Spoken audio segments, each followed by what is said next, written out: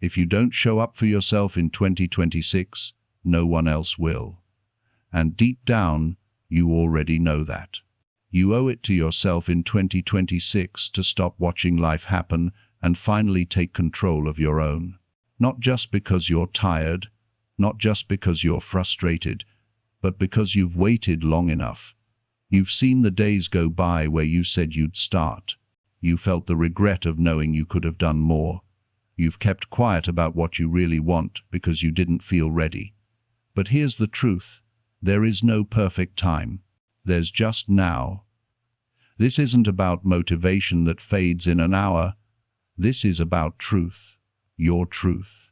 And whether you live this year on purpose or keep putting it off, this video isn't here to hype you up. It's here to wake you up. Because 2026 can be the year everything shifts, if you finally choose you. Chapter 1. Accept your past and decide to start loving yourself. You owe it to yourself in 2026 to stop carrying the weight of yesterday. Every person I've met who wanted to grow, who wanted to change their life, had one thing standing in their way: how they saw themselves. Not their circumstances, not their money, not their luck. It was how they felt when they looked in the mirror. The truth is, you can't build a new life if you're still punishing yourself for the old one. You've made mistakes, you've failed, you've disappointed people. You've done things you're not proud of. Everyone has. But you can't heal or move forward if you keep treating your past like a prison. The past is over. The lesson remains, but the pain doesn't have to. You owe it to yourself to look back at who you were and say, I understand why you did what you did. That's not weakness. That's growth. That's what real maturity looks like. See, many people think self-love means feeling good all the time. It doesn't. Real self-love starts when you stop hiding from your own story. It's when you stop pretending that you never struggled and you start seeing those struggles as proof of your endurance. The day you decide to forgive yourself is the day your energy changes. You start thinking clearer. You breathe easier. You walk lighter. You stop living as a reaction to pain and start creating from strength. You owe yourself the honesty to face your past, not to dwell on it, but to understand it. Why did you give up that dream? Why did you let someone's opinion matter more than your own? Why did you believe you weren't enough? These are not questions to shame yourself with. They're questions that help you grow. The goal is not to relive the pain, but to recognize how it shaped your thinking. Every belief that limits you came from an old moment that hurt. Until you go back and face that, you'll keep reliving it in new ways. There's something powerful about saying, yes, I messed up, but I'm still worthy. Because when you carry guilt for too long, it turns into self-hate. And self-hate quietly kills everything you want to build. It kills confidence, creativity, ambition, connection, and peace. When you don't love yourself, you spend your life trying to earn worthiness from others. You chase approval, you chase attention, you work hard to be enough for everyone except you. But 2026 can be different. This is your year to stand up and say, I owe myself a clean slate. Not a perfect life, just a clean start.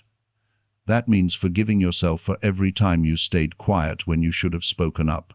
Forgiving yourself for every goal you quit halfway through. Forgiving yourself for the people you hurt when you didn't know better. Because now you do know better. And when you know better, you can live better. Self-love isn't about saying everything's fine when it's not. It's about facing the truth and still choosing to care for yourself anyway. You can admit that you've failed and still believe that you can win. You can admit that you've been lazy and still decide to be disciplined. You can admit that you've been afraid and still take the next step. That's the balance of real personal growth. Honesty without self-destruction. If you want 2026 to be your turning point, stop waiting for someone to come along and make you feel good about your past. No one can do that for you. People can love you, support you, guide you, but no one can heal what you refuse to face. The healing starts when you look at your own reflection and say, I deserve another chance. You can't hate yourself into a better version of you. You can only grow through patience, forgiveness, and consistency. Start small. Start by catching how you talk to yourself. When you fail, what's the first thought that comes to your mind? I'm such an idiot. I'll never get it right. That voice needs to change, not through false positivity, but through compassion. When a friend falls, you don't call them a failure. You help them stand up. Do that for yourself. You're human. You'll make more mistakes. But if you treat every mistake like proof that you're broken, you'll never build anything. Look, life has already been hard enough. Why keep making it harder by being your own enemy? Imagine how much energy you could free if you stopped replaying every regret. The energy that you waste on guilt could be building something incredible, but it starts with acceptance. You can't rewrite the past, but you can decide how it shapes your future. The same pain that once made you hide can now make you strong. The same failure that embarrassed you can now teach you persistence. You don't erase the past, you transform it. When I talk to people who've rebuilt their lives, they all say the same thing. It started when I finally forgave myself. That's not a weak moment. It's a moment of power because forgiveness takes courage. It takes self-awareness. It means you've stopped making excuses and started taking responsibility. There's no progress without ownership. You can't grow while still blaming or avoiding. So, as you move into 2026, make a promise to yourself. Promise that you will no longer let guilt or shame control your choices. Promise that you'll speak to yourself with kindness, even when things go wrong. Promise that you'll give yourself the same patience you give everyone else, because no one can do the work of self-acceptance for you. No coach, no mentor, no partner. It's your responsibility. You owe it to yourself. Maybe no one ever told you this before, but you deserve to be on your own side. You deserve to believe in your own potential. You deserve to wake up and not feel weighed down by yesterday's failures. The past isn't a life sentence. It's a classroom, and you've already graduated. The question is, what will you do with what you've learned? When you forgive yourself, you don't erase what happened. You remove its control over your future. You finally free yourself from the loop of self-blame. You stop saying, I can't, and start asking, how can I? You stop defining yourself by what you did and start defining yourself by what you're doing now. That's what loving yourself really means. It's not about arrogance or pretending you're perfect. It's about owning your story completely. And you know what happens when you own your story? You stop running from it. You stop letting fear dictate your choices. You start showing up for yourself in ways that make you proud. You start keeping promises to yourself. You start living with integrity again. That's the foundation of self-respect. I want you to picture this. You wake up one morning in 2026, and instead of thinking about what you lost or who hurt you, you feel calm. You feel proud. You feel in control. That's what happens when you stop fighting yourself. You finally have energy for the things that matter. Your goals, your relationships, your peace. You begin to attract better situations because you're no longer living from pain, but from clarity. Loving yourself doesn't mean everything suddenly becomes easy. Life will still test you. You'll still have setbacks. But when you love yourself, you don't crumble under pressure. You adjust. You stop giving up when it gets hard because you know you're worth the effort. You become your own anchor instead of your own storm. Remember, you don't owe anyone else your transformation. You owe it to yourself. Because when you're at peace with your past, you move differently. You talk differently. You make decisions that honor your future instead of protecting your pain. You stop being reactive and start being intentional. You start trusting your path. If you want to build confidence in 2026, Start by being honest about what you've been running from. If you want peace, stop holding on to grudges against yourself. If you want growth, stop waiting for permission to move forward. You've been given another year, another chance, another morning to start over. Use it. Make it count. Forgiveness doesn't mean forgetting. It means you've chosen to stop letting yesterday control your emotions today. And when you reach that point, when you finally decide to love yourself without conditions, you'll realize that all the energy you spent doubting yourself was never wasted. It was teaching you who you don't want to be anymore. You've carried the past long enough. It's time to set it down. You don't have to fix everything overnight. You just have to decide that your future is worth more than your regrets. You owe it to yourself to stand tall, even if your voice shakes, and say, "I'm ready to move forward," because you are. You've got everything you need to start again. You've got the lessons, the strength, the awareness. You're wiser now. You've been through enough to know that pain doesn't last forever, but regret does. So, stop living in regret. Stop waiting for the right time to forgive yourself. The right time is now. You owe it to yourself in 2026 to live lighter, to love harder, to care for the person you see in the mirror. You owe it to yourself to stop apologizing for growing. You owe it to yourself to stop comparing your journey to others. You owe it to yourself to believe that you can start over and still become everything you're meant to be. That's the truth about change. It begins the moment you stop looking back and start seeing yourself as worth the effort. Chapter 2. Forgive yourself for waiting and begin again with honesty.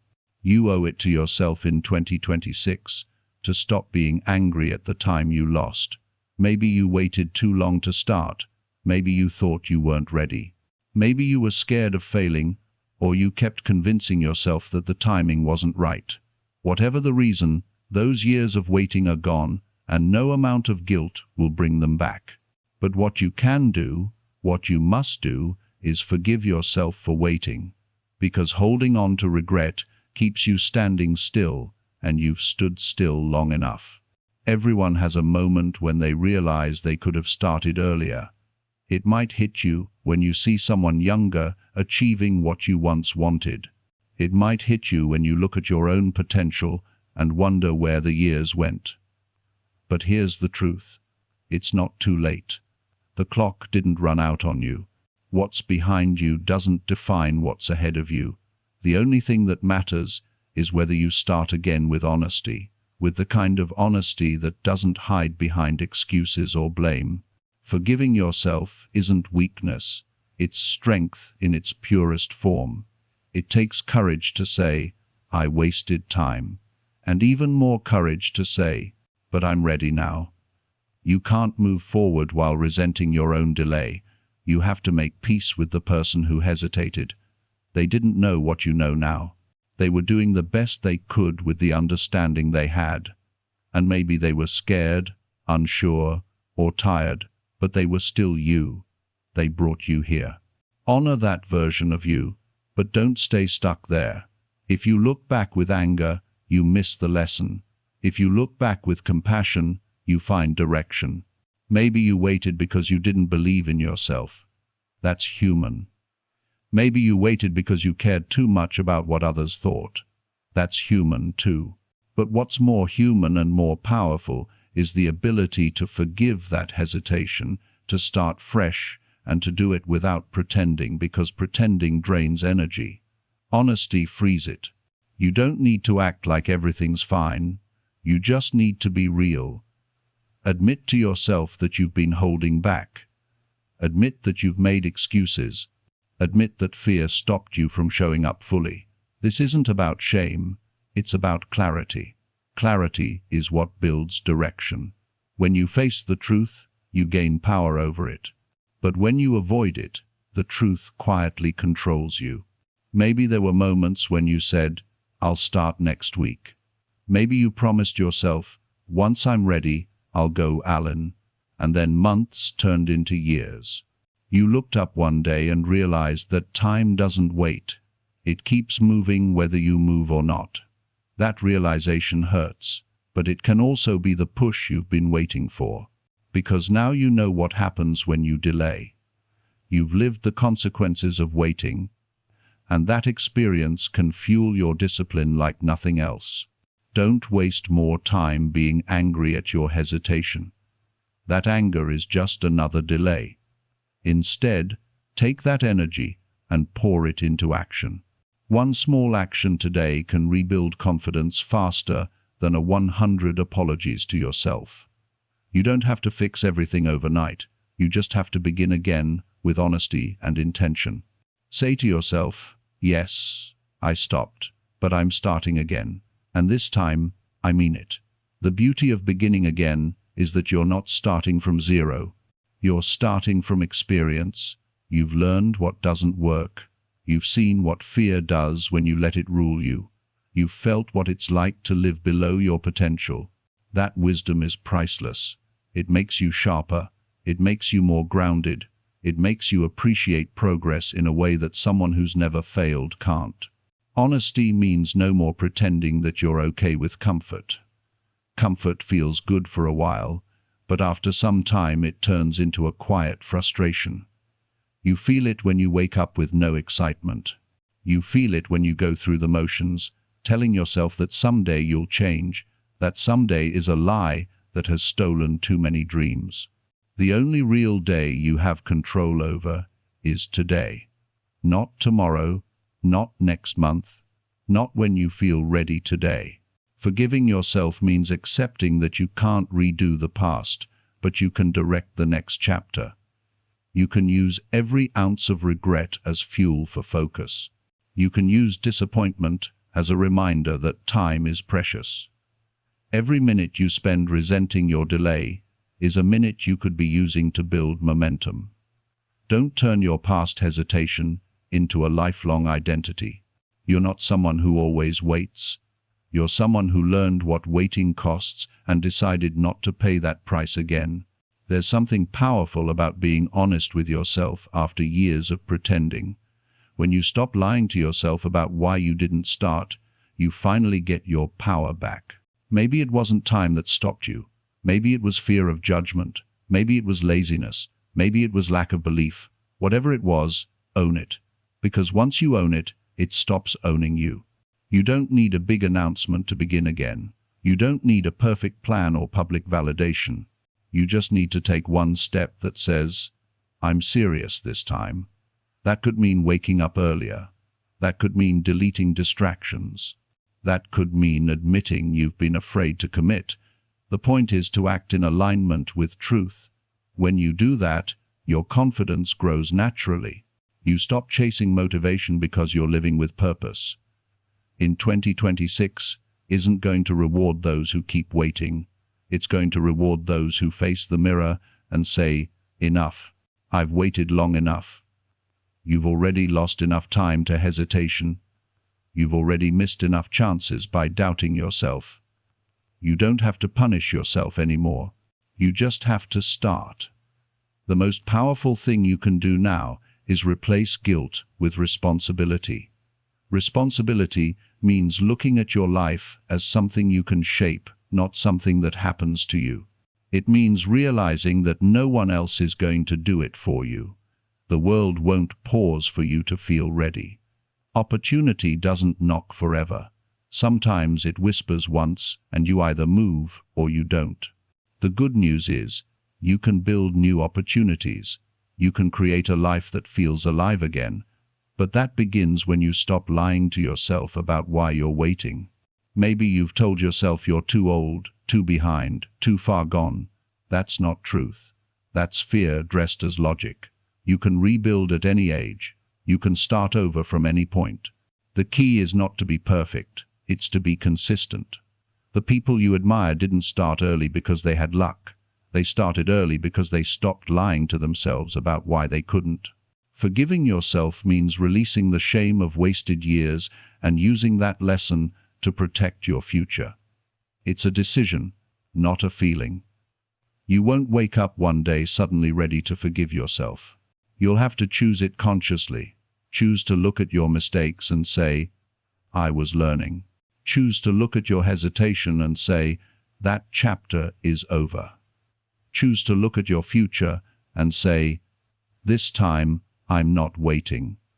And when you start again, do it with honesty. Don't fake enthusiasm.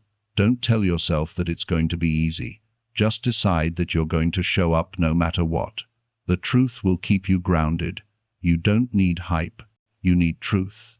You need consistency. You need a reason that means something to you. Because when your why is strong enough, your old excuses lose their power. If you've been waiting for someone to push you, understand this. The world doesn't owe you permission to move forward. It's your job to take responsibility for your own timing. You owe yourself progress. You owe yourself effort. You owe yourself honesty. When you begin again, do it from a place of gratitude, not guilt. Be grateful that you still have time.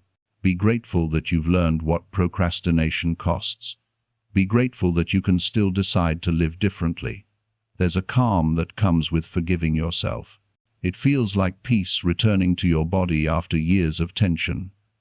You stop flinching at your own reflection. You stop comparing yourself to everyone who started earlier. You realize they're on their own timeline and you're on yours. Life isn't a race, it's a personal contract. You owe it to yourself to fulfill your own potential. Not to compete, not to impress, but to live fully. When you begin again with honesty, you reconnect with self-respect. You don't need to hide behind fake optimism. You can say, this is hard, but I'm doing it anyway. You can say, I've failed before, but I'm still trying. That's real strength. That's what changes a person. And here's the secret. Once you start moving, forgiveness becomes easier. Action rebuilds trust. Every small step you take says to your mind, we're not stuck anymore. That's how you heal the part of you that feels guilty for wasting time. You replace guilt with progress. You replace regret with responsibility. And soon you begin to like the person you're becoming. You owe yourself that second chance. You owe yourself the truth. No more pretending that time has run out. It hasn't. You're still here. You're still breathing. You still have mornings to wake up to, evenings to reflect, moments to build. All you have to do is start with honesty. Forgive the waiting. Stop the self-blame. Begin again, not with pressure, but with peace. You've waited long enough to feel ready. You've replayed the same doubts long enough to know where they lead. Now it's time to see what happens when you choose differently. No one can change the past, but you can decide that the past won't keep changing you. Forgive the time you lost. Honor the lessons you gained. Begin again with a clear heart and an honest mind. Because this time it's not about perfection, it's about freedom. And that freedom begins with the words, I forgive myself and I'm ready to move forward. Chapter 3. Train your mind to choose peace over overthinking daily. Peace is not something that just happens to you. Peace is something you train your mind to choose every single day. Most people live trapped in their own thoughts. They replay old conversations. They imagine new problems. They fight invisible battles in their heads, and then they wonder why they feel tired before the day even begins. Overthinking doesn't protect you from pain. It only multiplies it. Your mind becomes a battlefield when it should be your home. You owe it to yourself to make that home peaceful. Every morning you wake up, your mind starts running before you even get out of bed. Thoughts about work, people, mistakes, responsibilities, they rush in like a flood. And if you don't take control early, that noise controls you for the rest of the day. You can't live a calm life with a chaotic mind.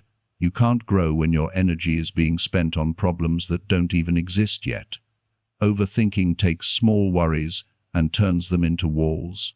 Peace breaks those walls down and reminds you that most things aren't as big as your thoughts make them. Training your mind doesn't mean forcing yourself to stop thinking.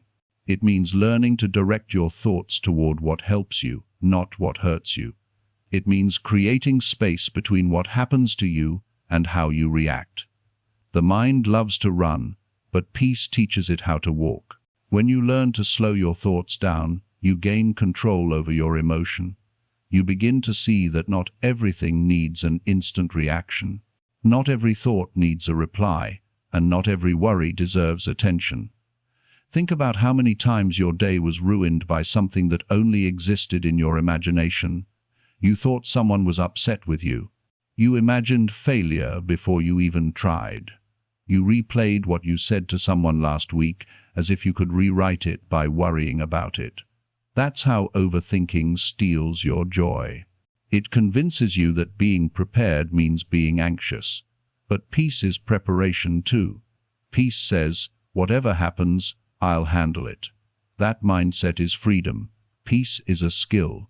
It doesn't come naturally, especially if you spent years feeding your mind negativity. You've trained your brain to expect chaos, so now you have to train it to expect calm. You do that by paying attention to your thoughts. When you catch yourself spiraling, stop and ask, is this thought helping me or hurting me? If it's hurting you, let it go. If it's helping you, act on it. You can't stop thoughts from coming, but you can stop them from taking over. One of the most powerful habits you can build is mental awareness. Most people react to their thoughts as if they're facts. A thought comes and they believe it immediately. I'm not good enough. I'll never get this right. People don't like these are just sentences in your head, not truths. The moment you realize that thoughts are suggestions, not commands, you take your power back. Peace begins where blind belief ends. Your mind will always try to pull you into worry because it's wired to protect you. But in today's world, that protection often turns into panic. We live surrounded by information, opinions, and noise. Every notification, every piece of bad news, every comparison adds fuel to your thoughts. That's why you must be intentional about what you feed your mind. You can't fill your brain with fear all day and expect peace at night. You have to choose what enters your mental space. When you feel your thoughts racing, slow down your breathing. It may sound simple, but your breath controls your mind more than you realize. When you breathe calmly, your body sends a message to your brain that you are safe. And when you feel safe, the need to overthink fades. Do this often enough, and your mind learns that peace is the new normal. You don't reach peace by escaping your thoughts. You reach it by mastering them. Overthinking is often disguised as responsibility. You tell yourself you're just being careful or that you need to think everything through, but what you're really doing is trying to control what you can't. The mind that always tries to control ends up losing control. Peace comes from accepting what's in your hands and releasing what's not. That's not avoidance. That's wisdom. Life won't always go the way you plan, but peace keeps you stable when it doesn't. The hardest part of choosing peace is that your ego will fight it. Your ego loves drama. It wants to be right. It wants to defend. It wants to win arguments. But peace isn't about winning. It's about understanding. It's about realizing that not everything needs a fight.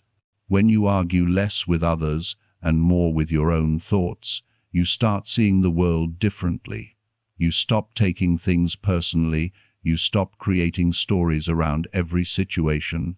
You begin to live lighter. Peace isn't a sign of weakness. It's proof of strength.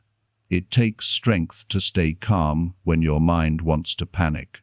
It takes discipline to stop replaying the same negative scenario. It takes maturity to say, I don't have to think about this right now. Anyone can overthink. It takes practice to rise above it. You're not running away from reality. When you choose peace, you're returning to clarity. Start with small practices. When something bothers you, pause before reacting. Ask yourself if it's worth your mental energy. If someone says something negative, you don't have to hold on to it all day. If something goes wrong, don't build a whole future out of that one mistake. Peace lives in the pause between reaction and reflection. The more you pause, the more power you gain over your thoughts. A peaceful mind is not an empty mind, it's a focused one. It's a mind that knows how to filter what matters. Every day you have a choice: feed your anxiety or feed your calm. Whichever one you feed more will grow. If you want peace to grow, you have to give it attention. Spend time in silence. Disconnect from things that overstimulate you. Listen to music that relaxes you. Read something that uplifts you. Every small choice builds mental balance. Most people think peace is found when life gets easier. It's not. Peace is what makes life easier. When your mind is calm, you handle challenges better. You think clearer. You don't waste energy on what doesn't matter. You respond with patience instead of anger. You listen more and react less. That's real power. Quiet, steady, and deeply rooted. You'll notice that overthinking often comes from fear. Fear of the unknown, fear of judgment, fear of making mistakes. But fear doesn't go away by thinking about it more. It goes away when you act in spite of it. Overthinking is paralyzing. Action is freeing. Sometimes peace comes not from sitting still, but from doing what you know needs to be done. When you act, your mind has less room to spiral. Peace and overthinking can't live in the same space. You have to choose one, and every day you have that choice. You can spend the morning doubting yourself, or you can use that energy to plan your next step. You can waste your evenings worrying about what people think, or you can use that time to learn something new. Every thought you allow has a cost. Peace is knowing which thoughts are worth paying attention to. When your mind starts to overthink, remind yourself that not every problem needs to be solved immediately. Some things need time. Some questions don't have answers yet. Give yourself permission to not know everything right now. The need for constant control is what fuels anxiety. Peace comes when you accept uncertainty without letting it steal your calm. Think about how you talk to yourself when you're stressed. Do you speak kindly, or do you attack yourself with guilt and doubt? The mind believes what it hears the most. If you feed it harshness, it will create tension. If you feed it kindness, it will relax. You can't shame your mind into peace. You can only guide it there. Be gentle when you correct your thoughts. Say, "I don't need to think about this now," and move. That's how you build inner strength, through repetition and patience. Some people wait for peace to appear when everything is perfect. But peace isn't found in perfection. It's found in acceptance. There will always be something uncertain, something unfinished, something out of your control.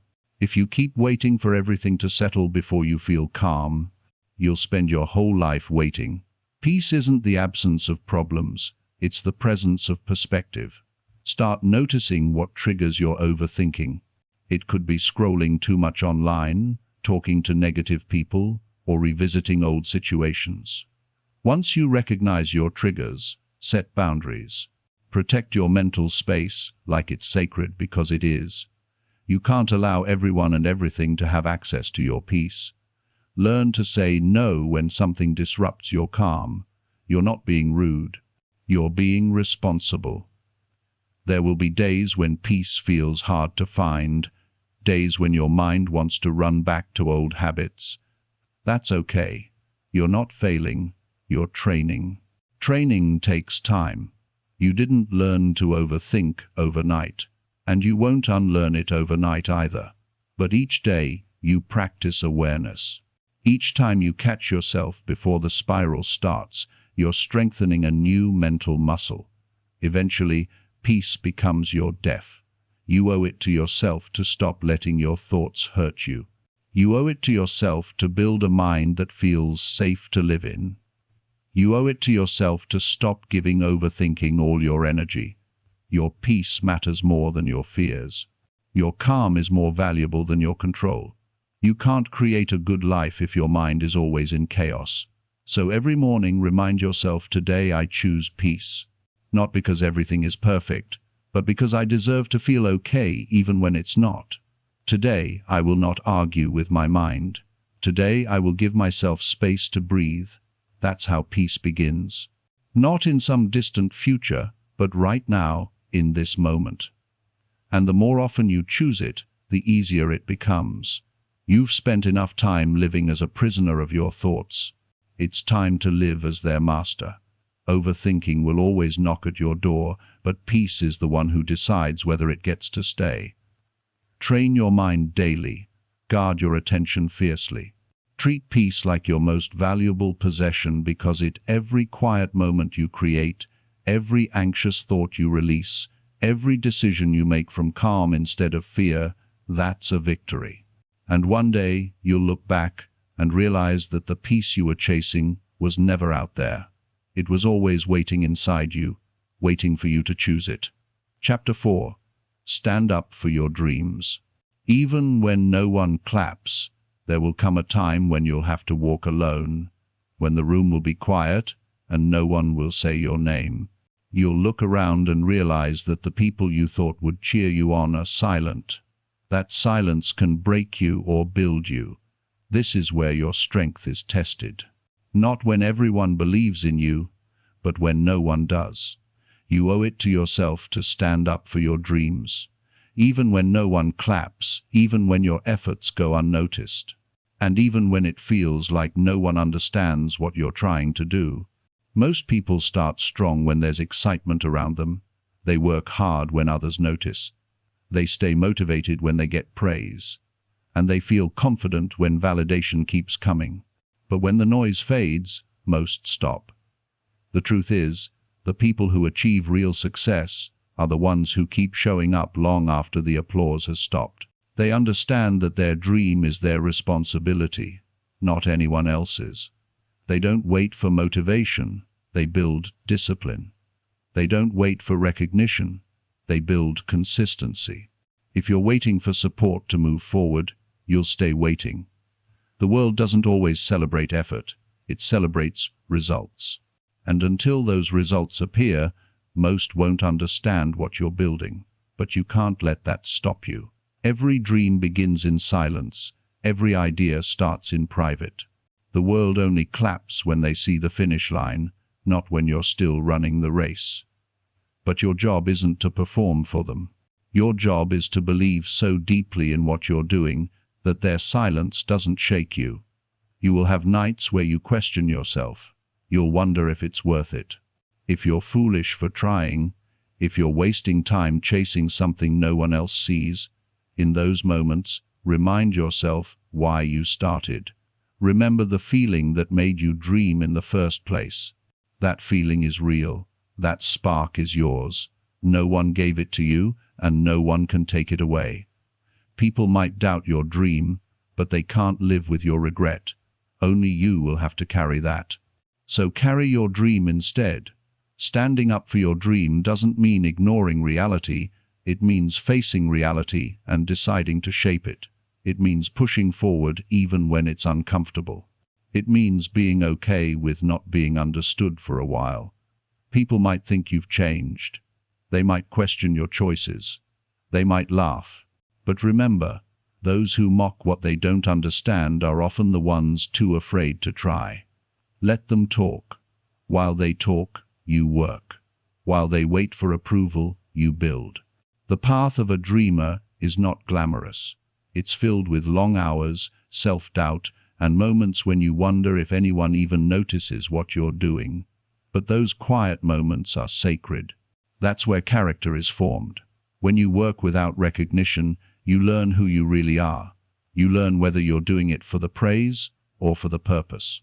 If your dream only matters when someone's watching, it's not a dream, it's a performance. But if it matters, even when no one sees, that's your calling. You owe it to yourself to believe in your dream, louder than others doubt it, because if you don't believe, no one else will. People believe in proof, but proof only comes after persistence.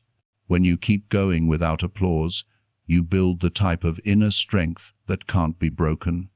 That strength becomes your foundation. So, when success finally comes, you'll know you earned it. Not because the world cheered, but because you refused to quit when it did. You'll have people who tell you to be realistic, to tone it down, to stop dreaming so big. But realistic is often just another word for fearful. People who gave up on their own dreams will tell you to give up on yours. Don't take advice from those who settle. Listen politely, but keep your focus. You can't let the noise of others drown out the sound of your own potential. Sometimes, standing up for your dreams means saying no to comfort. It means turning down opportunities that don't align with your purpose. It means sacrificing nights out, ignoring distractions, and staying committed to something that feels far away.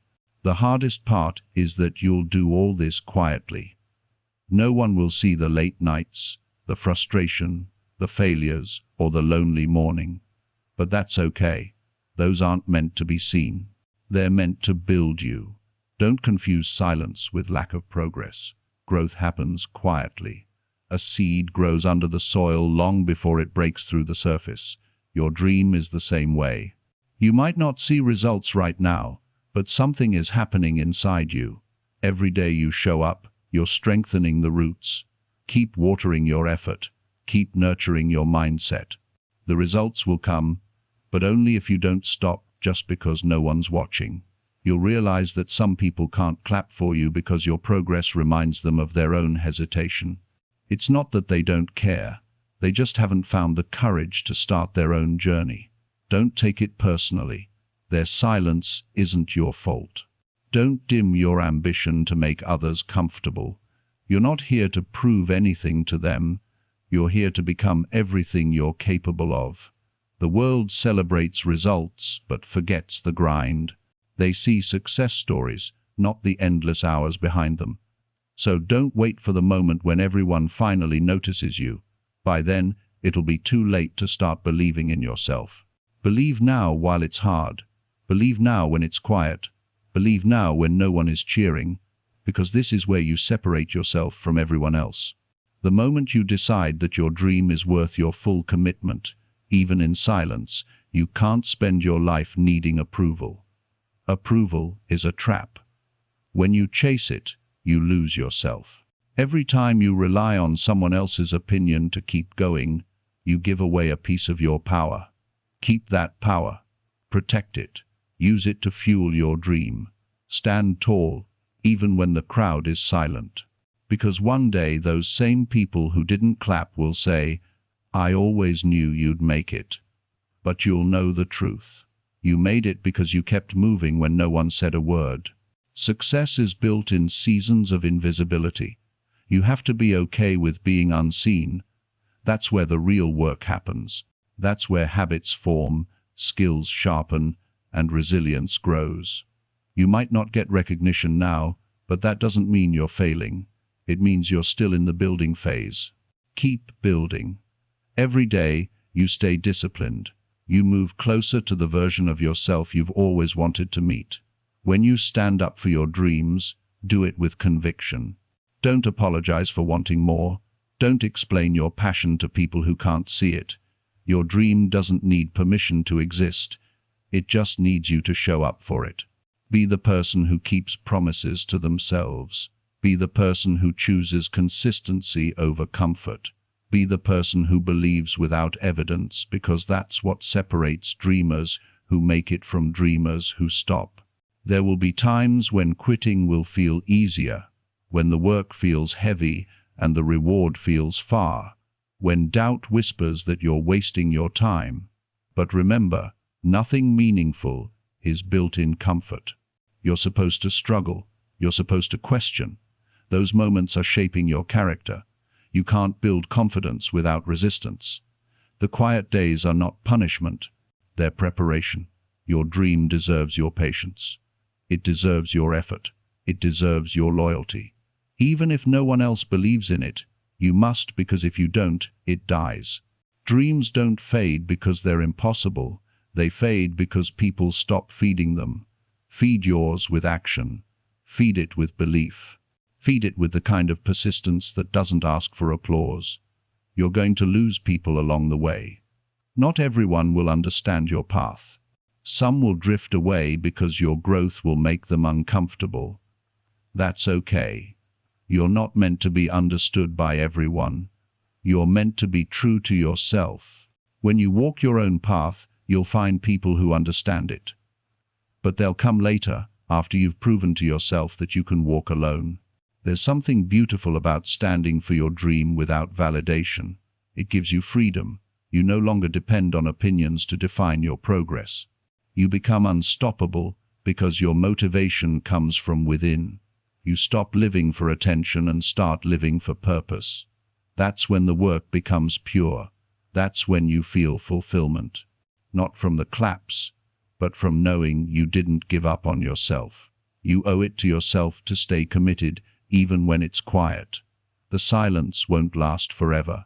The same people who don't notice you now will look back in awe when your results speak louder than your words ever could. But don't do it for their reaction.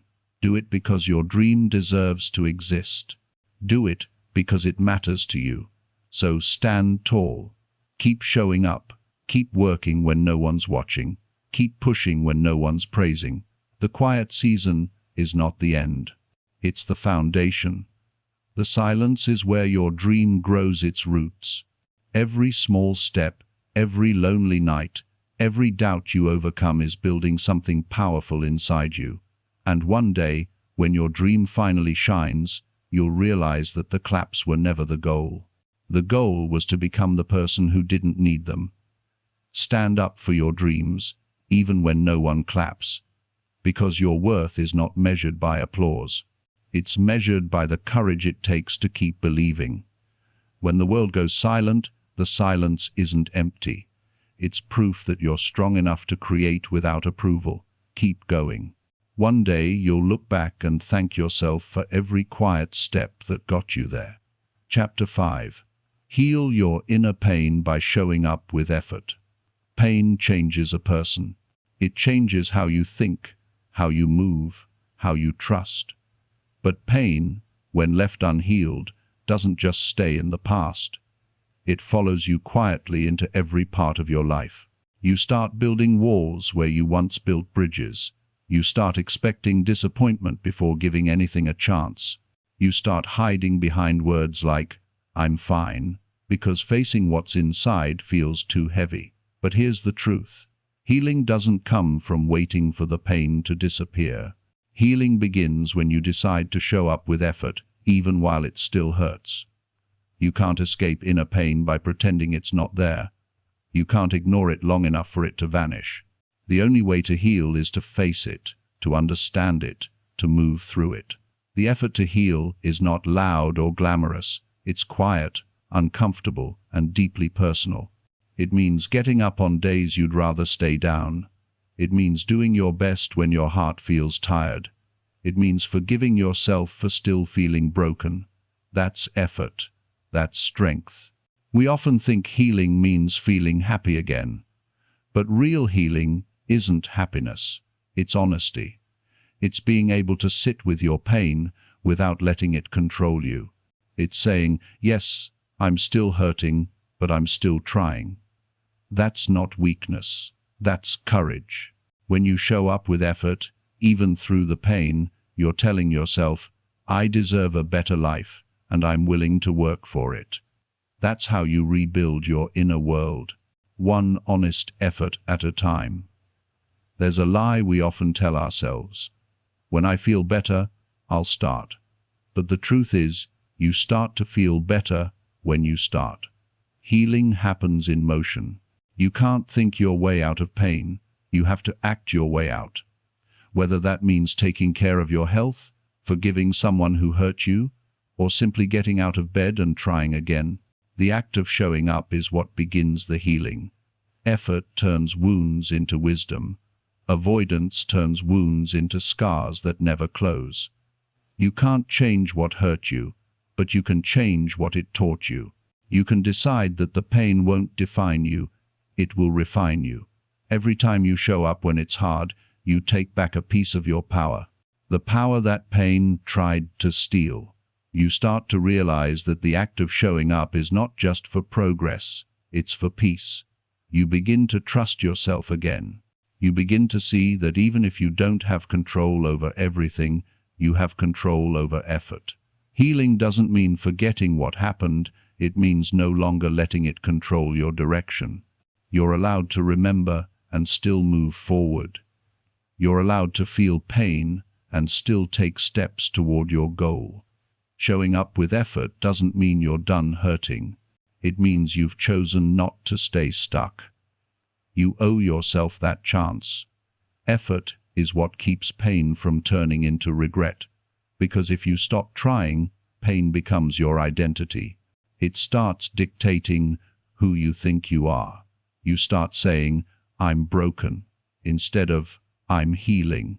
You start living in reaction to what happened. Instead of creating what comes next, the way out is not found in perfect healing. It's found in imperfect effort. Every time you show up, you send a message to your mind. We're moving forward now. Healing requires discipline. You have to show up for yourself. Even when no one checks on you, no one else can do that work for you. You can talk, you can cry, you can seek help, and you should, but eventually it still comes down to effort. You're the one who has to decide, "I want peace more than I want pity." You're the one who has to stand up and say, "I'm not going to let this pain run my life." That choice must be made every single day. The truth is, inner pain doesn't disappear overnight. It fades slowly, almost invisibly. You'll only notice it one day when something that used to hurt doesn't sting the same way anymore. You'll look back and realize that healing didn't happen in one big moment. It happened in thousands of small effort. Every time you chose peace over bitterness. Every time you got up when it felt pointless. Every time you chose to be kind when it was easier to be angry. That was healing in progress. You have to stop waiting for motivation to show up before you do. Motivation follows effort, not the other way around. When you act even a little, you remind yourself that you're capable. That's what starts rebuilding self-trust. And trust is the foundation of healing. Without it, you'll keep doubting your worth. You'll keep questioning whether you can change. But once you see that effort actually shifts how you feel, you start believing again. Pain tries to convince you that effort doesn't matter. It whispers that nothing will change, that no one cares, that trying won't fix what's broken. That voice is lying. Effort is never wasted, even when it feels invisible. It's doing something inside you.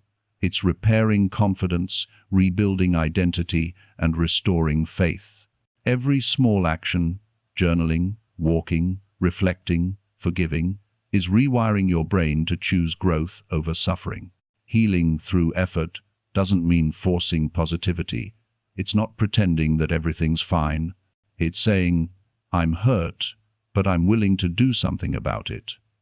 It's showing up for the gym when your heart feels heavy. It's cleaning your space when your thoughts feel messy.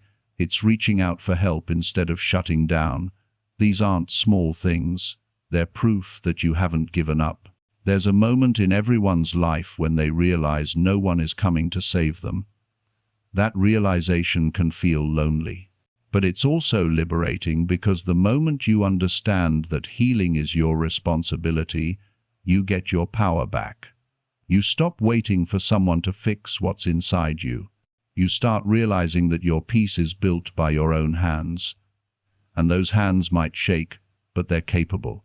The reason effort heals is simple. It replaces helplessness with purpose. Pain makes you feel powerless. But when you act, you remind yourself that you can still choose. You can choose to grow, to move, to breathe, to build something better. Action restores control, and control restores peace. Every time you take a small step forward, you weaken the grip that pain has on you.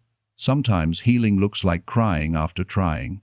Sometimes it looks like failing and trying again, anyway. Sometimes it looks like forgiving someone who doesn't deserve it. Sometimes it's just breathing through the day without shutting down. All of it counts. All of it matters. The pain might not disappear right away, but your relationship with it changes. You stop seeing it as an enemy and start seeing it as a teacher. Showing up with effort also means allowing yourself to receive help. Healing doesn't mean you do everything alone. It means you take responsibility for your healing, but you also open your heart to connection. Talk to someone who listens. Spend time around people who remind you that life is still good. Pain isolates, but connection heals. Don't let your pain convince you that you're a burden. You're not. You're human. There will be days when you feel like you're going backward, days when old wounds re-op. Don't see that as failure. It's part of healing. The mind doesn't move in straight lines. Sometimes it circles back to test whether you've really learned the lesson. That's when effort matters most. Show up again. Try again. Remind yourself that progress isn't measured by how fast you heal. It's measured by how often you refuse to give up. Effort is the bridge between pain and peace. Without it, you stay trapped in memories. With it, you start creating new experiences that remind your heart what hope feels like. Healing is not about erasing the past. It's about writing a new story beside it. Every day you show up, you're adding a new page. Eventually, the story of pain becomes a story of growth. You owe it to yourself to stop living as a victim of what happened and start living as the creator of what comes next. That's not denial. It's freedom. Pain may have shaped you, but it doesn't have to define you. What defines you is how you respond. Do you sit in the hurt, or do you stand in your effort? The choice will always be yours. Healing doesn't always feel good. Sometimes it feels like breaking before rebuilding. But what's breaking isn't your spirit. It's your old patterns, your old beliefs, your old fears. Effort helps you replace them with strength. Every new day is a chance to show your pain that it can't stop you anymore. Every sunrise says, try again. You've carried your pain long enough. It's time to start carrying yourself. It won't be easy, but ease isn't the goal. Freedom. Every act of effort is an act of self-respect. Every time you choose to keep going, you're sending a message to your heart. You're worth saving. And once your heart starts to believe that healing happens naturally, the people who heal are not the ones who never hurt. They're the ones who kept moving through the hurt. You can be one of them. You can rebuild yourself piece by piece, step by step, day by day. It won't be quick, and it won't be perfect, but it will be real and real healing love. So, show up for yourself. Show up for the version of you that didn't think they could make it. Show up for the future that still needs you. Don't wait for the pain to stop before you begin. Begin so that it can stop. Your effort is your medicine. Your action is your peace. Healing starts the moment you decide that your life is still worth working for. And if you keep showing up, one day you'll wake up and realize that the pain no longer defines you. It only reminds you how strong you truly became. Chapter 6. Build discipline on days your heart feels heavy. There will be mornings when you wake up and your chest feels heavy, when even the smallest tasks seem like mountains. You'll sit in silence, staring at what needs to be done, but your mind whispers that you can't. On those days, motivation disappears. The fire that once kept you going feels dim. That's when discipline becomes your best friend. Because discipline doesn't ask how you feel. It asks what needs to be done. You owe it to yourself to build discipline, especially on the days your heart feels heavy, because those are the days that shape who you become. Everyone loves being productive when they feel inspired. It's easy to give your best when your mood is good, when things are working, when energy is high. But life isn't built on good days. It's built on consistent ones. The days you feel strong make you move forward. But the days you feel weak determine whether you'll stay the course. Discipline is what bridges that gap. It's the quiet force that says, I'll show up even when I don't want to. That voice, though small, is what separates growth from stagnation. You can't wait to feel ready every day. Feelings are unpredictable. They shift like weather. One day, you're confident. The next, you're exhausted. If you let feelings decide your actions, your progress will always be unstable. But if you let discipline lead, your actions remain steady no matter how unstable your emotions are. That's not about being cold. It's about being committed. It's about learning that consistency is an act of self-respect. When your heart feels heavy, discipline becomes the rope that pulls you forward. You don't need to run. You just need to take one small step. That step could be showing up to work, going for a walk, finishing that project, or just refusing to give up. What matters is that you refuse to let pain make your decisions. Pain is temporary, but habits last. When you choose effort over emotion, you slowly build a mind that can handle anything. Discipline isn't punishment. It's a form of care. It's you saying, I matter enough to do what's necessary, even when I don't feel like it. Some people confuse discipline with harshness. It's not harsh, it's loyal. It's the part of you that doesn't give up on yourself, no matter how heavy life feels. When everything inside you says stop, discipline gently says just one more step. That's how progress is made. One quiet, consistent step at a time. Think about how many dreams have died because someone was waiting to feel ready. They had talent, ideas, passion, but no discipline. They worked hard only when it felt good. But feelings are fragile. They fade when life gets difficult. Discipline is different. It endures. It shows up in the rain, in the silence, in the doubt. It doesn't need applause. It doesn't ask for ease. It just keeps going. That's the kind of strength you need if you want to build a life that lasts. When your heart feels heavy, the temptation to quit becomes loud. You'll tell yourself it's just a break, but deep down, you know it's an escape. It's easy to step back when you're tired.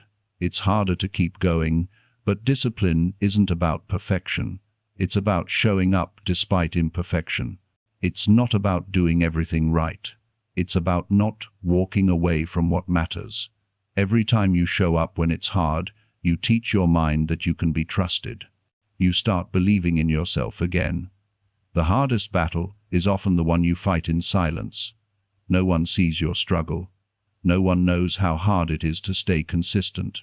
But those unseen moments define you more than anything else. Every time you choose to work through the heaviness, you're rewriting your story. You're telling your pain. You don't control me anymore.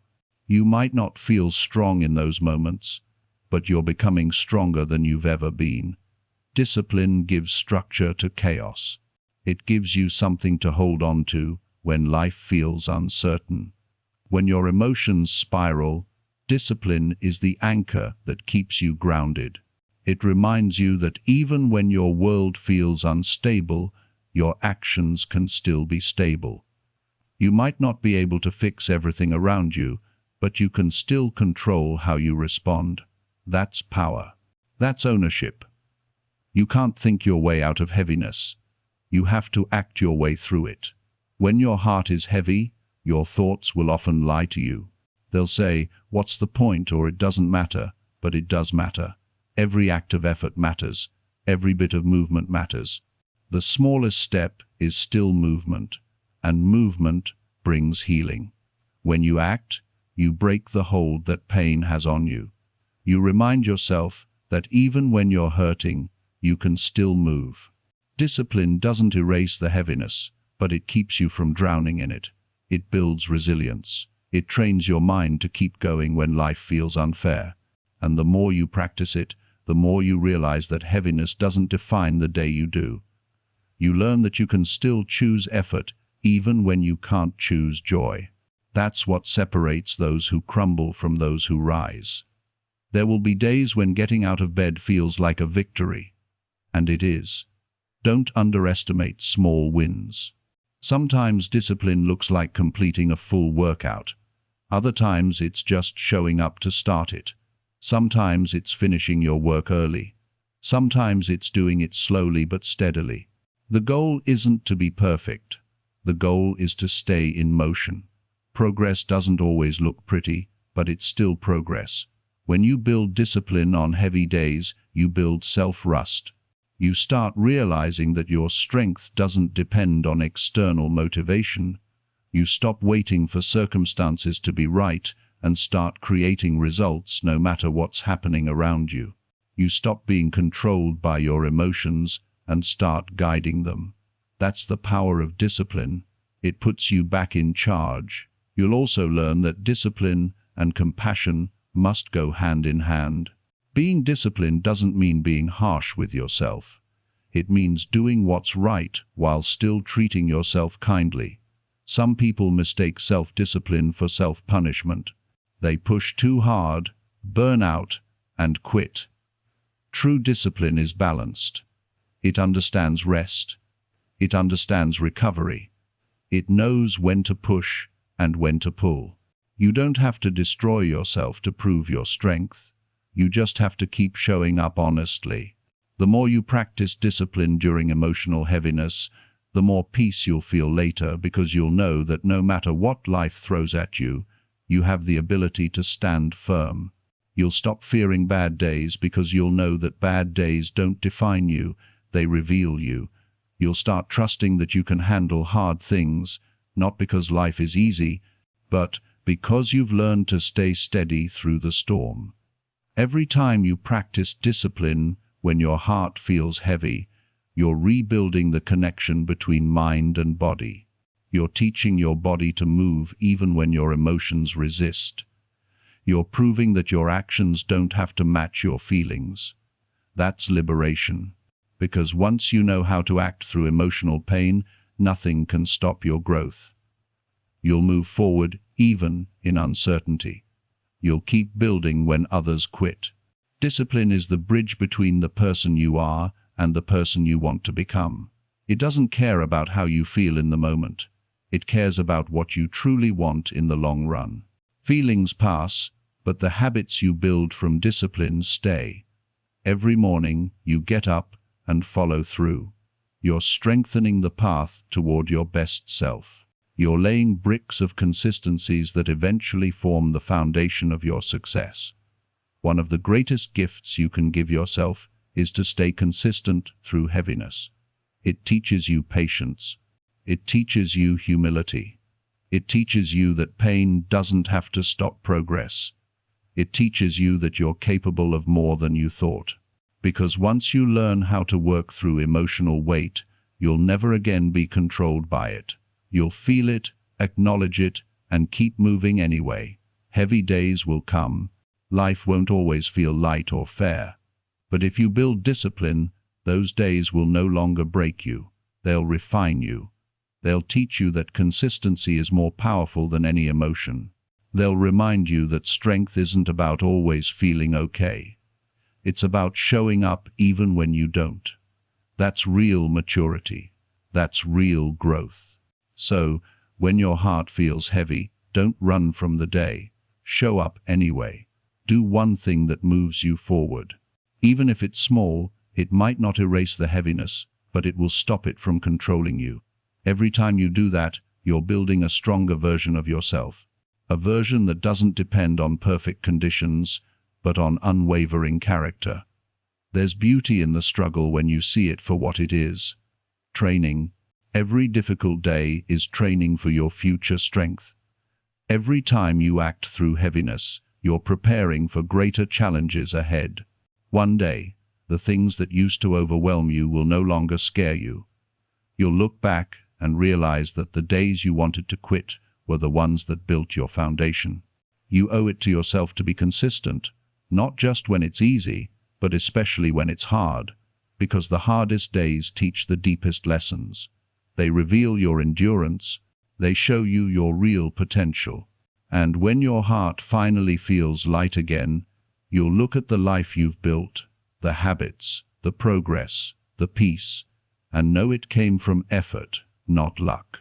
You'll know that you earned it one heavy day at a time. Discipline won't always feel good, but it will always lead you somewhere better. It's not about forcing yourself. It's about freeing yourself.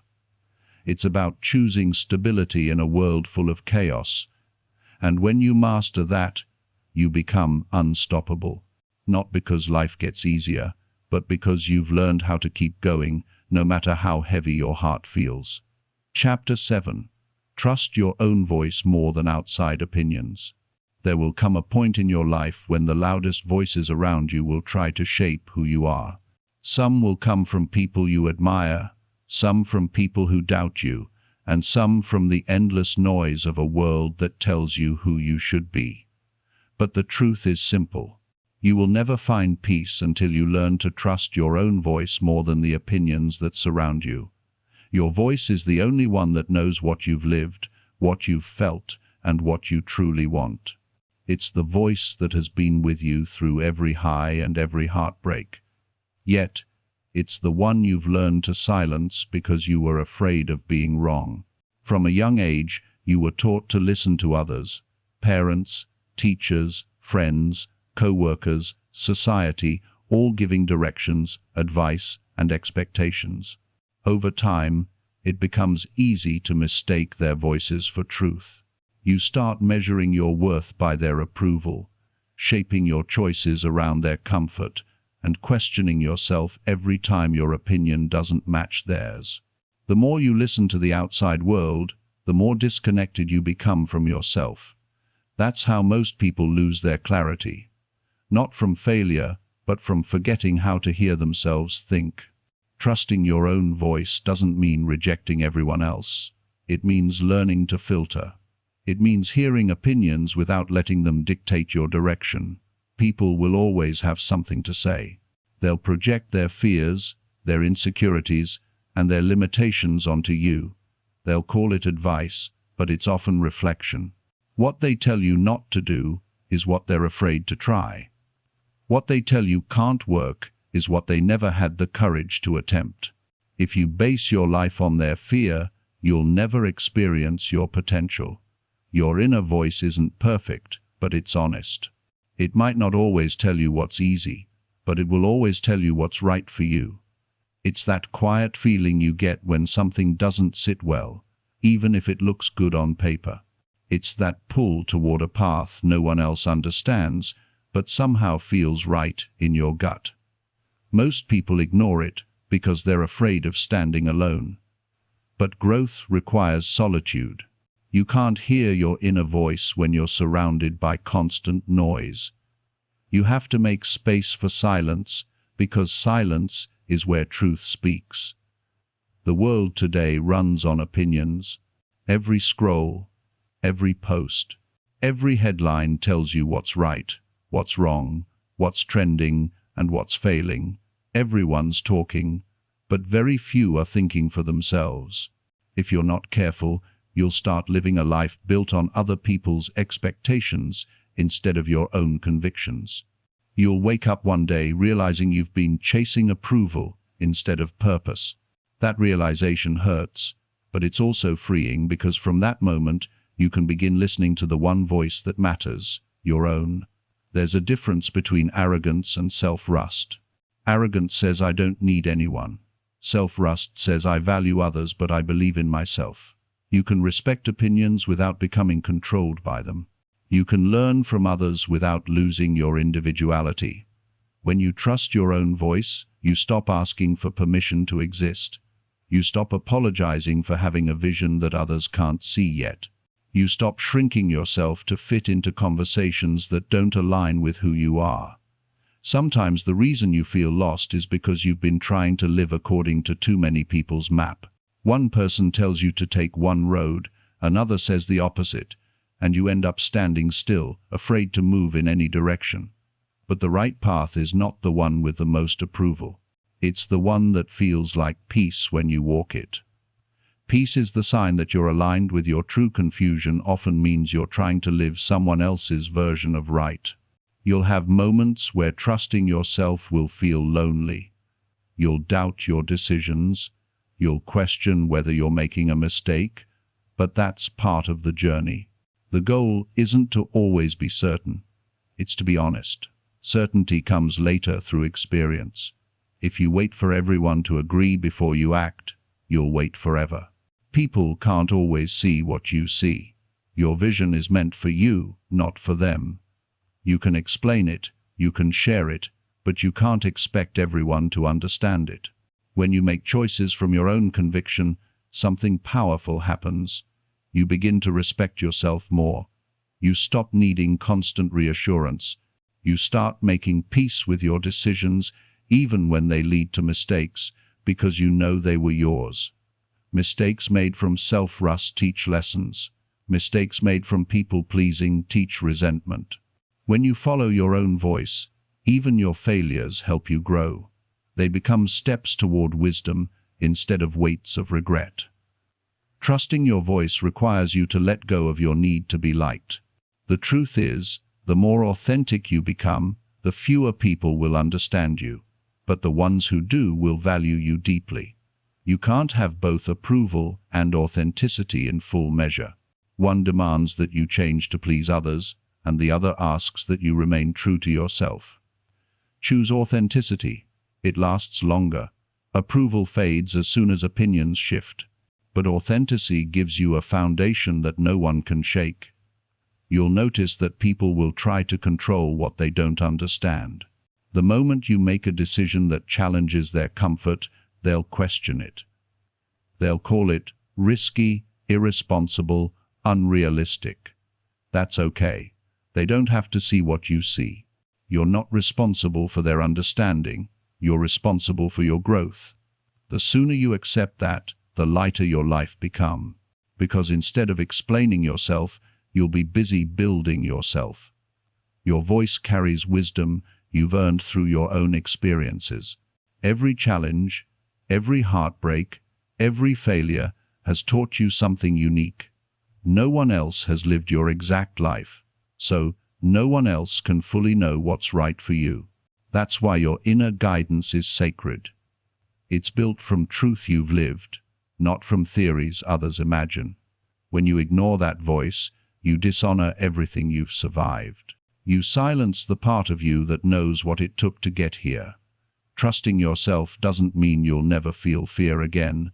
It means you'll move forward even with fear in your pocket. Fear is natural, but when you trust your own judgment, you stop letting fear make decisions for you. You learn that you can feel afraid and still act. You can feel uncertain and still move forward. Confidence isn't the absence of fear. It's the decision to trust yourself more than you doubt yourself. To strengthen that trust, you have to spend time alone. Not loneliness, just solitude space, without distractions, without voices, without constant input. Solitude helps you hear what your heart has been trying to say all along. It helps you reconnect with what matters. Most people avoid silence because it forces them to face themselves. But silence is where direction comes from. If you can't be comfortable in your own thoughts, you'll always be controlled by others' opinions. Sometimes your own voice will go against everything familiar. It will tell you to take risks that no one else would take. It will tell you to walk away from things everyone else would stay in. That's where courage comes in. Because trusting yourself doesn't mean following the crowd. It means being brave enough to walk your own path, even if that means walking alone for a while. You'll be misunderstood. You'll be doubted. But you'll also be, and that freedom will make all the difference.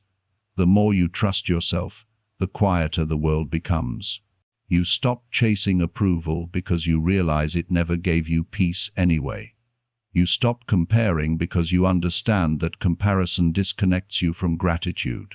You stop over-explaining because your energy is better spent on progress. You stop apologizing for growing because growth is not something to hide. The noise around you might still exist, but it won't control your focus anymore.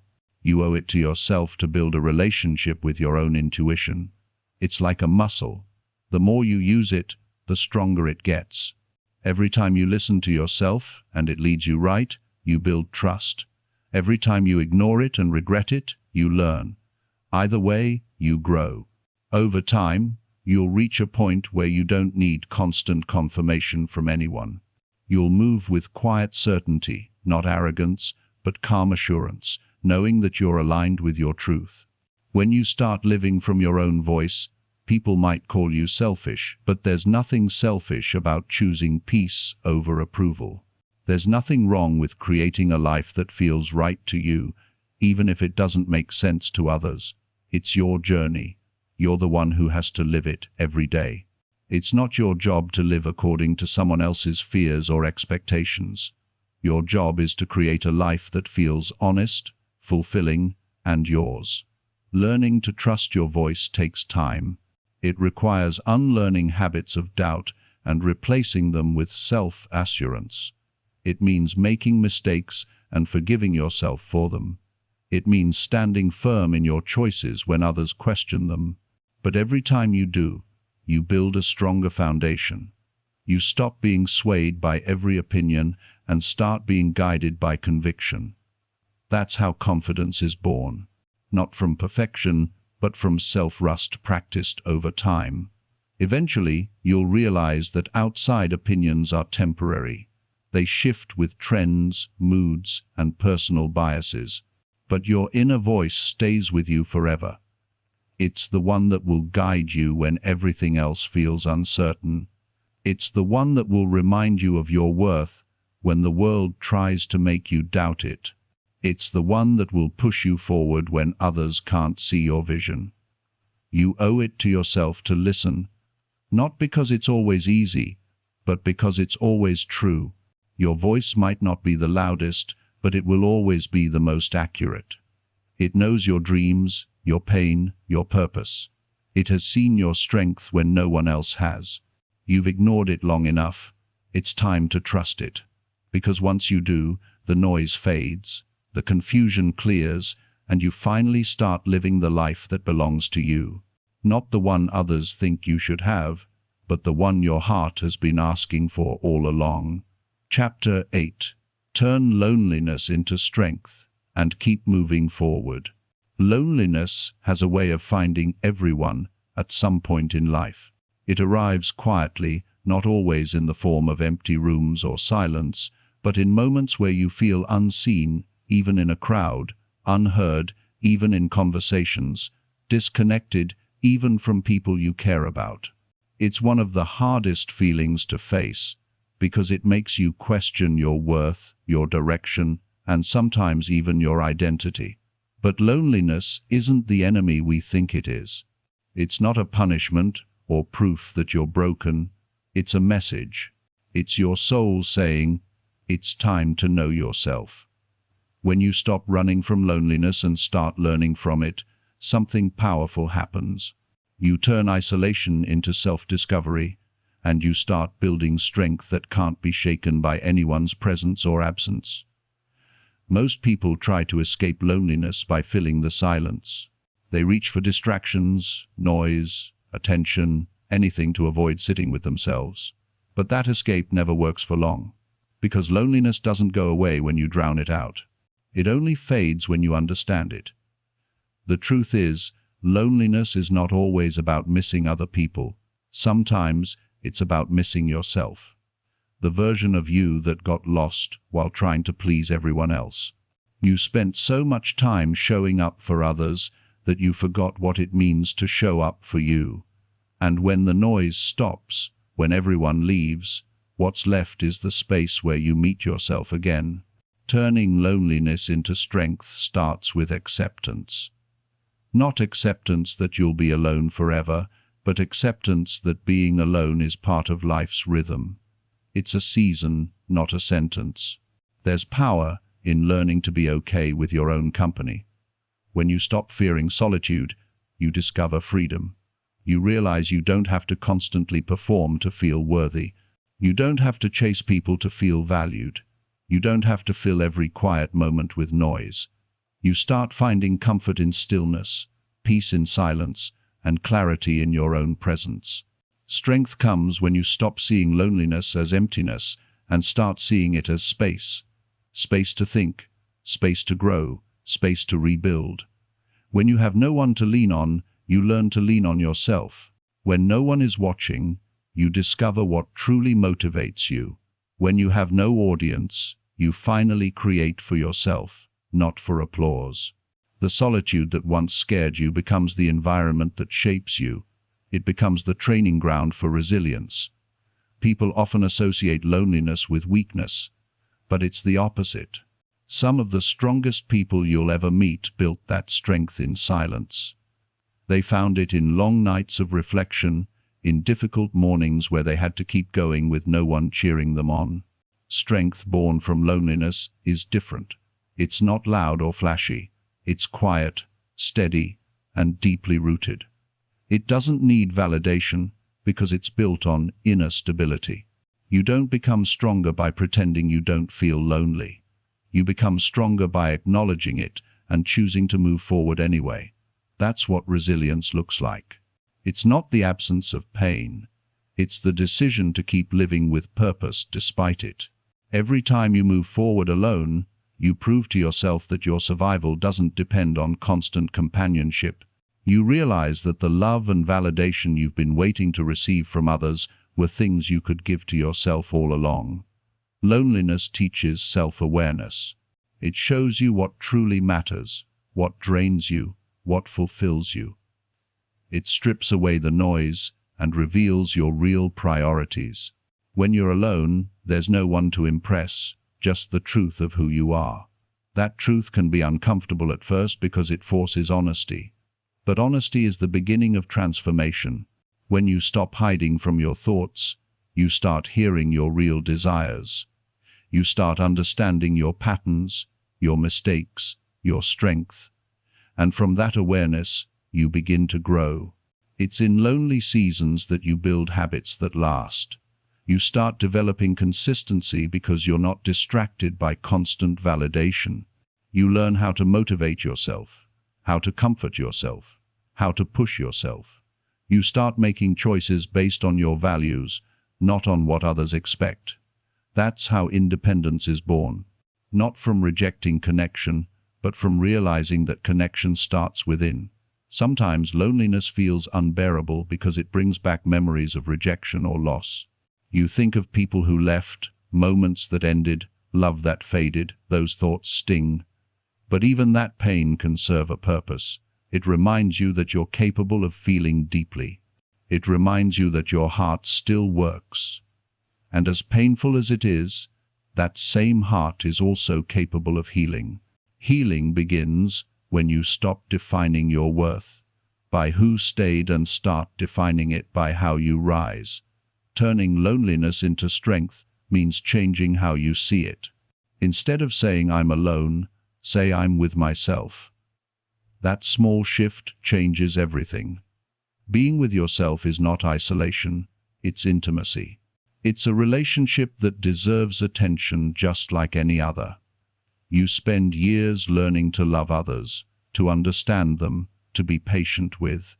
Imagine what would happen if you gave yourself that same patience, that same love, that same care.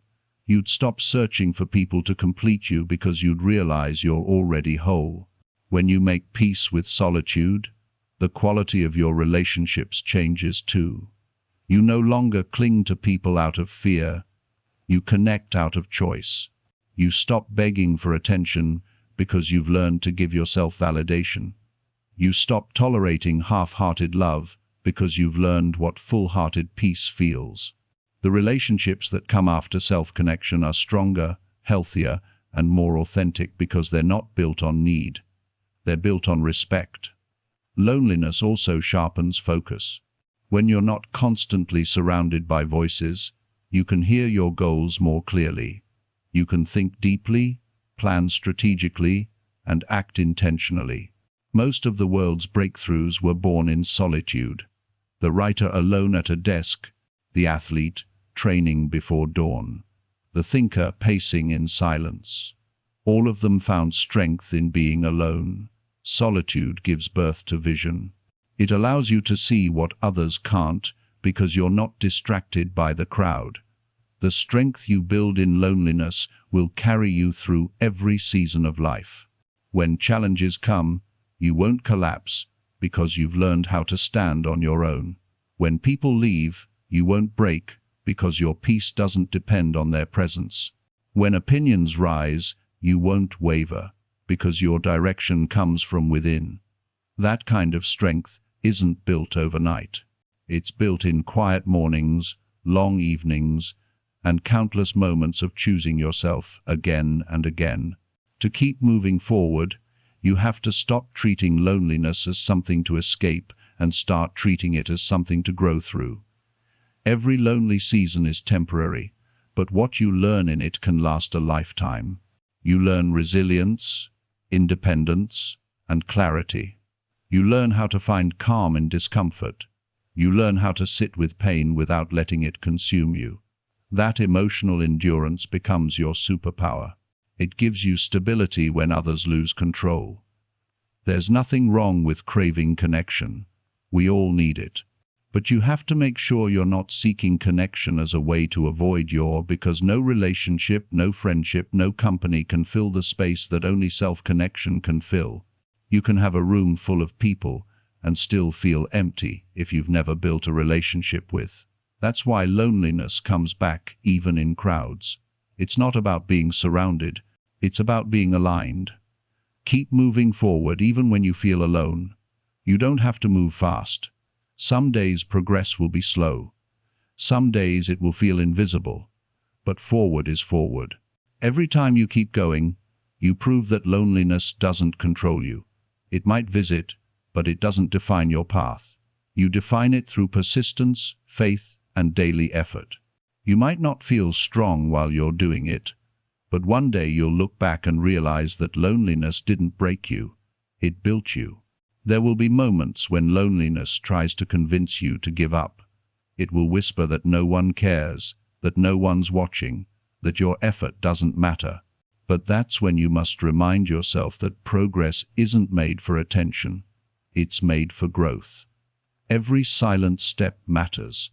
Every private effort counts. You're becoming someone who doesn't depend on circumstances to keep moving.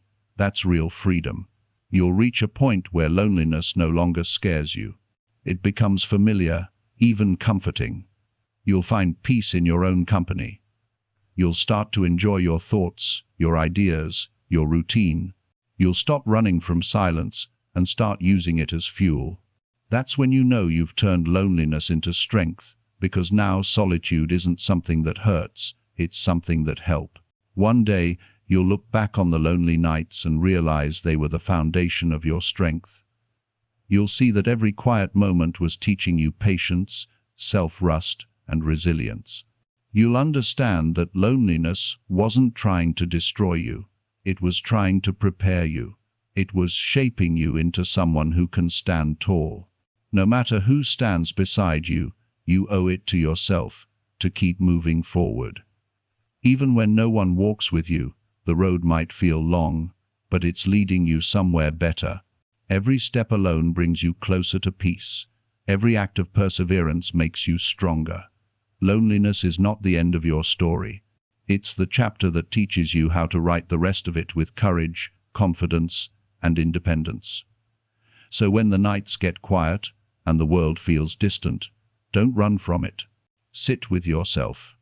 Listen, learn, grow, because the strength you build in those moments will stay with you long after the loneliness fades. Keep moving forward with faith in your journey. You're not lost.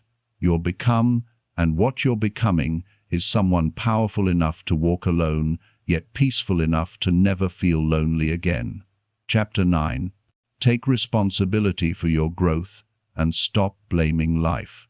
There comes a moment when you realize that no one is coming to save you. No miracle, no perfect circumstance. No person is going to suddenly make your life what you want it to be. That realization can feel harsh, but it's also one of the most powerful truths you'll ever accept. Because once you stop waiting for life to fix itself, you start taking control. You stop saying, "Why is this happening to me?" and start asking, "What can I do about it?" That shift from blame to responsibility is the beginning of real growth. It's easy to point fingers at life when things don't go your way. You can blame bad luck, unfair people, your past, or your situation, and for a while, it feels good to do that. It relieves you from the weight of accountability. But blame is a thief. It steals your power by convincing you that you have none. The more you blame, the weaker you become, because you hand over control to everything outside of you. Growth only starts when you take it back. Taking responsibility for your growth doesn't mean you have to pretend everything's your fault. It means you stop waiting for external change and start focusing on internal change. You can't control what others do, but you can control how you respond. You can't rewrite the past, but you can decide how to learn from it. Responsibility isn't about guilt. It's about empowerment. It says, no matter what happens, I have a say in what comes next. There are two types of people in the world: those who let life happen to them and those who make life happen for them. The first group waits. They wait for motivation, for luck, for timing. The second group creates. They act even when it's hard, even when it's uncertain. They understand that growth isn't automatic. It's intentional. It takes discipline, patience, and ownership. If you want to grow, you have to stop blaming the world and start building yourself. When you blame life, you stay stuck. You convince yourself that your circumstances are fixed, that your potential is limited, that your pain is permanent. But when you take responsibility, your perspective changes. You begin to see challenges as lessons. You start realizing that life isn't against you. It's reacting to you. The world mirrors your effort, your mindset, your consistency. If you want better outcomes, you must become the kind of person who creates them. Every successful person you admire has one thing in common: they took responsibility for their story. They didn't wait for the perfect background, the perfect timing, or the perfect support system. They started where they were with what they had, and they grew from there. They made mistakes, faced setbacks, and still chose to learn instead of complain. That's the difference between victims and victors. One blames, the other builds. Taking responsibility is not glamorous. It doesn't give you instant satisfaction. It requires humility because it means admitting that you might be part of the problem. It means looking at your habits, your choices, your excuses, and asking yourself if they align with the life you say you want. Most people avoid that level of honesty because it's uncomfortable. But that discomfort is where transformation begins. Growth never happens in denial. It happens in awareness. You can't grow if you keep telling yourself the same story about why you can't. Every time you say, I'm like this because of them, you trap every time you say, I'd change if things were different. You pause your own progress. Life is never going to be perfect. People will hurt you. Opportunities will be missed, and situations will be unfair. But none of that decides your future. You do. The moment you stop blaming, you take the wheel back. You start steering instead of drifting. There's a powerful kind of freedom that comes from taking responsibility. It's the realization that you don't need to wait for permission anymore. You can start learning new skills today. You can fix your habits today. You can take better care of your mind and body today. You don't need the world to agree before you move. You just need to decide that decision changes everything. It gives you direction, and direction gives you strength. Blaming life might make you feel right, but it won't make you grow. Growth requires humility. It requires the courage to say, maybe I've been holding myself back. It's not easy to admit that you've been repeating the same patterns or making the same excuses, but it's necessary. Once you accept responsibility, you can fix what's broken. You can create new habits, new thoughts, new outcomes. You become the driver instead of the passenger. Taking responsibility also means managing your reaction. You can't control what life throws at you, but you can control how you handle it. Some people spend their entire lives reacting to problems instead of solving them. They let emotions make decisions, and then they blame circumstances for the results. But people who grow know better. They pause, they reflect, and then they respond with clarity. That emotional control is a sign of maturity. It's the mark of someone who's learned that peace comes from the inside, not from external conditions. It's easy to say, life is unfair. Sometimes it really is, but fairness is not a requirement for growth. Growth thrives on adversity. Every difficult season has something to teach you. Every disappointment hides a lesson. Every failure gives you data on what not to repeat. When you stop blaming and start studying your challenges, they turn from obstacles into teachers. That shift in perspective is what separates progress from paralysis. One of the greatest truths about growth is that it doesn't happen by chance. It happens by design. You can't drift into improvement. You have to build it with intention. That means setting goals, creating systems, staying consistent, and holding yourself accountable. Accountability is uncomfortable because it forces you to confront your choices. But without it, growth stays a wish instead of becoming a reality. Taking responsibility also means owning your effort. You can't expect big results from minimal input. If you want more, you have to give more. More focus, more patience, more discipline. Life rewards those who take it seriously. If you half commit to your goals, you'll always live in frustration, but if you give your best consistently, even when it's not easy, progress becomes inevitable. Stop saying it's just how I am. That's not identity, that's avoidance. The person you are is not a fixed product. You're a work in progress. You can evolve. You can change patterns that don't serve you. You can grow into someone stronger, wiser, calmer, but that won't happen if you keep defending your limitation. Taking responsibility means believing that you can become better and then proving it through action. You also have to stop comparing your growth to others. Blaming life sometimes shows up as envy. You look at what others have and assume they had it easier, but you don't know their story. You don't see the sacrifices, the late nights, the persistence behind their success. When you waste time comparing, you lose focus on your own work.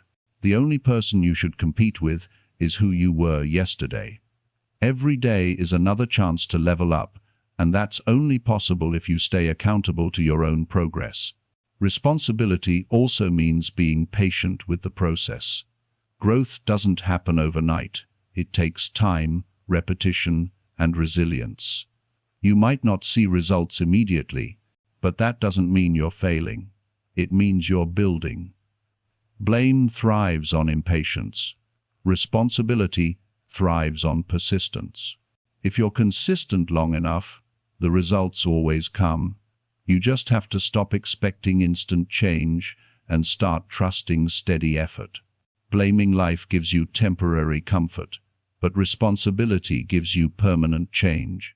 When you stop complaining and start taking action, everything shifts. You start waking up with a sense of purpose instead of frustration. You stop seeing problems as punishment and start seeing them as preparation. Life stops feeling like something that's happening to you and starts feeling like something you're shaping. Sometimes you'll fall short even when you're doing your best. That's part of growth too. Taking responsibility doesn't mean expecting perfection. It means owning your journey. You'll make mistakes. You'll have bad day. But instead of blaming the world or giving up, you reflect, learn, and keep moving. That's what maturity looks like. Not avoidance, but awareness. If you want your life to change, you have to stop outsourcing accountability. It's not your boss, your parents, your partner, or your circumstances that determine your future. It's you. The power has been in your hands all along. Every decision you make either builds your future or delays it. Every habit you form either strengthens you or weakens you. Every excuse you give either protects your comfort or prevents your growth. Choose consciously. Taking responsibility also means celebrating your progress. Growth isn't just about fixing what's wrong, it's about acknowledging what's right. Every small win, every lesson learned, every bit of effort matters. When you celebrate progress, you reinforce self-belief. You remind yourself that change is possible because you're making it happen. That sense of pride keeps you motivated when the journey gets tough. You owe it to yourself to stop blaming and start building. Life doesn't owe you fairness, but it gives you opportunity every single day. The question is what you'll do with it. You can stay bitter or you can get better. You can stay stuck in stories of why it's hard, or you can write a new story about how you grew. Anyway, the power has always been yours to claim. Every time you take responsibility, you grow stronger. Every time you choose ownership over excuses, you move forward. Every time you stop blaming and start acting, you break a little more free from the limitations that once held you back. Growth doesn't begin when life gets easier. It begins when you decide to get stronger. So, stop blaming life. Life is neutral. It's what you make it. Take that energy you've been using to complain and turn it into action. Use your time to learn, improve, and create. The moment you take full ownership, everything changes because now you're no longer waiting for life to happen, you're leading it. You become the author, not the audience. And that's when you realize that your growth, your peace, and your success have been in your hands all along. Chapter 10. Promise yourself that 2026 will not be wasted. A new year isn't magic, but it is a mirror. It reflects what you've done and reminds you of what you've ignored. You look back and see moments you could have used better, chances you let slip, promises you made but never kept. You can't undo what's behind you, but you can decide that what's ahead will be different. You can decide that 2026 will not be another year that drifts by, in distraction, in hesitation, in waiting. This time it can be the year you show up fully for your own life. You owe yourself that. Not because you're behind, but because you deserve to see what your best actually looks like when you stop holding back. Making that promise to yourself isn't about perfection. It's about presence. It's about no longer living on autopilot. Most people don't waste years because they're lazy. They waste them because they're unfocused. They move through days reacting instead of deciding. They spend hours scrolling, comparing, overthinking, planning, but not acting. Before they know it, another year is gone, filled with busyness but empty of progress. 2026 doesn't have to be that kind of year. You can make it the year of deliberate living. The year you wake up each morning with intention and go to bed with pride. A promise is sacred. It's a contract between who you are and who you're becoming.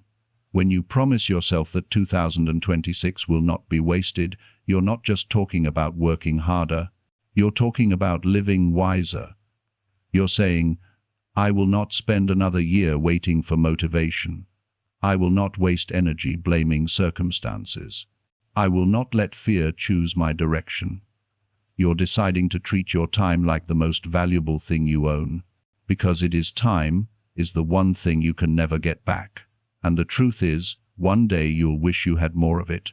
So use it now. Start by being honest about how much of your life is being used intentionally. Take a look at your days. How much time goes to habits that serve your growth? How much goes to things that drain you? Growth doesn't require huge changes overnight. It requires small, consistent adjustments in how you spend your time and where you place your focus. You can't keep saying you want a different life while living the same day over and over. Something has to shift. And that shift begins when you promise yourself that you'll stop wasting energy on things that don't move you forward. Every wasted year begins with wasted days. Days of procrastination, distraction, and self-doubt. Who say, I'll start tomorrow, and tomorrow becomes next week, next month. next year. But the truth is, someday is a lie we tell ourselves to stay comfortable. If you want to make 2026 count, stop waiting for the right moment. The right moment is the one where you start. Even if it's small, even if it's messy, movement creates momentum. The moment you begin, your energy shifts, your confidence grows, and your life starts changing in real time. Don't underestimate how much 1 year can change your life when you take it seriously. In 12 months, you can learn new skills, heal old wounds, build strong habits, and create a version of yourself that feels unrecognizable compared to who you are now. But that won't happen by accident. It happens by consistency. Promise yourself that every day in 2026, you'll do at least one thing that pushes you forward, even if it's small. Read, learn, plan, move, grow. It doesn't have to be dramatic. It just has to be daily. 2026 can be the year you stop living by pressure and start living by purpose. You've spent enough time trying to meet expectations that don't belong to you. You've tried to please people who didn't notice your effort. This year is about you, not in a selfish way, but in a responsible one. It's about building the life you've been postponing. It's about choosing what truly matters and letting go of what doesn't. You owe yourself focus. You owe yourself peace. You owe yourself effort. To keep your promise, you'll need structure. Motivation will come and go, but structure keeps you moving. Build systems that support your goal. Create routines that protect your time. Set boundaries that defend your focus. If you don't design your days, the world will design them for you. 2026 will not feel different unless you live differently. You don't have to change everything at once, but you have to change something. And yes, there will be hard days. There will be mornings where you feel unmotivated. Nights where you question whether it's working. Moments where old habits try to pull you back. But that's exactly when the promise matters most. It's easy to commit when it's convenient. It's powerful to commit when it's uncomfortable. Discipline will carry you where motivation can't. Every time you show up on a hard day, you're proving to yourself that this year will not slip away like the others. Remember that no one else can make this promise for you. Friends can encourage you, books can inspire you, but no one can live your 2026 except you. No one else feels what you feel when you go to bed knowing you didn't try. No one else knows the potential you're capable of. This is between you and your own reflection.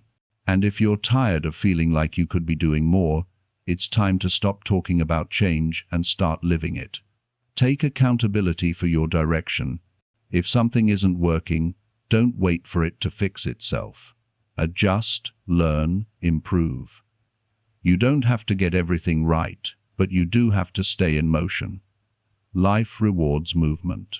Even when you make mistakes, you're still gaining experience. Failure isn't a waste of time. Inaction is every step you take teaches you something. Every mistake makes you sharper. You can't waste a year when you're learning every day. To make 2026 count, you also have to define what not wasted means to you. It doesn't have to be grand or dramatic. For some, it might mean building a business or changing career.